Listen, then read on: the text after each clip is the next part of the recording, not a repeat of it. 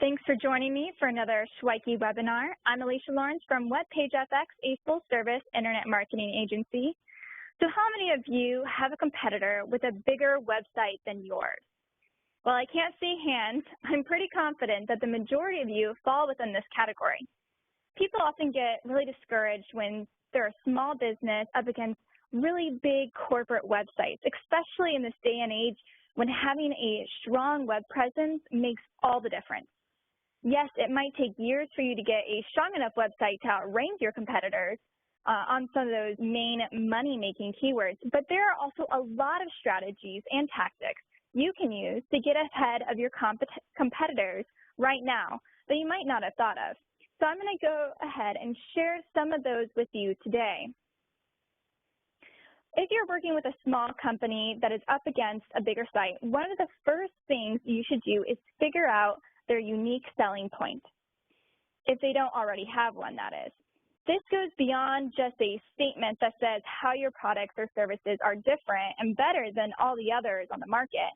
You want to find that unique perspective that gives your site a voice over and above its bigger competitors. So, for example, one of our clients, Titan Alarm, is a security system company. Their main competitors are the ADTs and Comcast of the area, which are some really big companies. However, in order to get ahead of these bigger conglomerates online, we played into the fact that Titan Alarm is local and services the local area, unlike their competitors. So we gave their site that personal feeling to their customers, both on their blog and in different areas. The content that we created as well for this site is hyper-local and very specific to the area. In a short amount of time, we were able to help Titan Alarm rank for over 70% of their targeted terms on the first page, and they are now closing close to 60% of all of their leads, which is huge.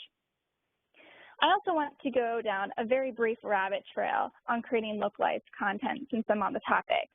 Whether you're a security system company like Titan or a family dentist practice, if you want to rank locally, a great way to do that is to talk about your local area on your site and not just service-related copy. You can create a guide for those moving into your area since those are usually not very competitive in the search engines, and you can rank fairly high and will get your brand name in front of new people in the area who could turn into your customers because you took the time to reach out to them first and to help them get adjusted. Local guides are also a great way to get links from local newspapers or blog sites in the areas. You can even create lists of best restaurants in town or best places to go in your town for music lovers. After publishing the piece, be sure to reach out to the restaurants and places you mentioned in your article because most likely they will share it on their sites or social media, giving you an even farther reach locally. So think big in terms of local content. Another way to use small companies' unique selling point is to find the services or products that the bigger competitor doesn't offer and start optimizing on those keyword terms. This will allow you to start getting traffic and leads while you work on more of those competitive areas. So in general, you should always plan the areas you are going to focus on so that you can have the most impact. And part of this is looking for low-hanging fruits or opportunities that the larger sites are not fully taken advantage of. So I've found many bigger sites don't invest in long-tail keyword strategies. Long-tail keywords are phrases of usually 3 or more words that usually revolve around a bigger question or topic. So for example, instead of typing into Google organic gardening pesticides, which does have a ton of traffic, but it's also very competitive to rank for, you would use the term how to get rid of Japanese beetles naturally.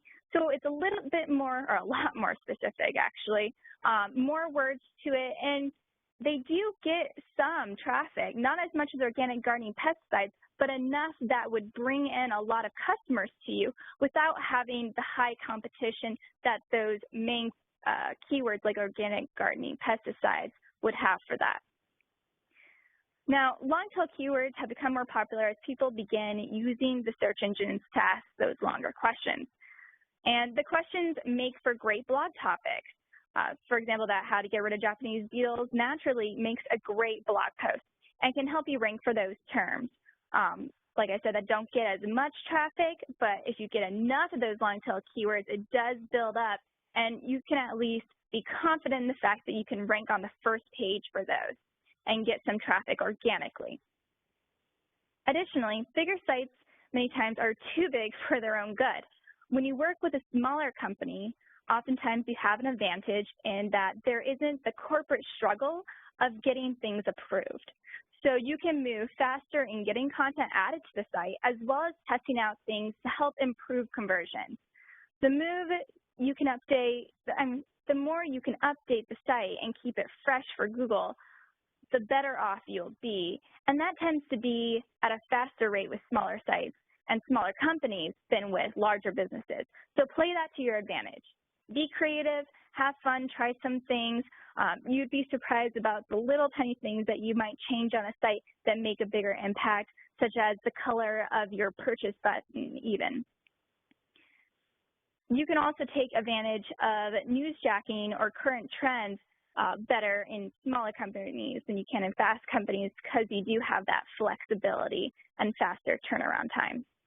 So add interesting content when applicable and build copy for your site. Test out conversion points, especially if you're in a position where you have to get things approved. Your boss or point of contact at a smaller business will be more on the side of whatever it takes than we need to approve and get this through legal, which takes quite a while. Lastly, as a smaller company, you usually have more freedom to offer specials or discounts, which you can promote through AdWords or even just banner ads on blogs, local blogs even, to help you get that upper hand in the search results. So don't forget that you do have that ability to kind of, especially when you're a smaller company or even a startup, to make those special connections or even pull that out on the fly instead of having just what bigger companies usually have, and they don't have that flexibility to be able to create those offers right there. So in short, it really comes down to strategizing and understanding where there may be gaps in competition to get your smaller company's foot in the door. Thanks for listening, and see you next time.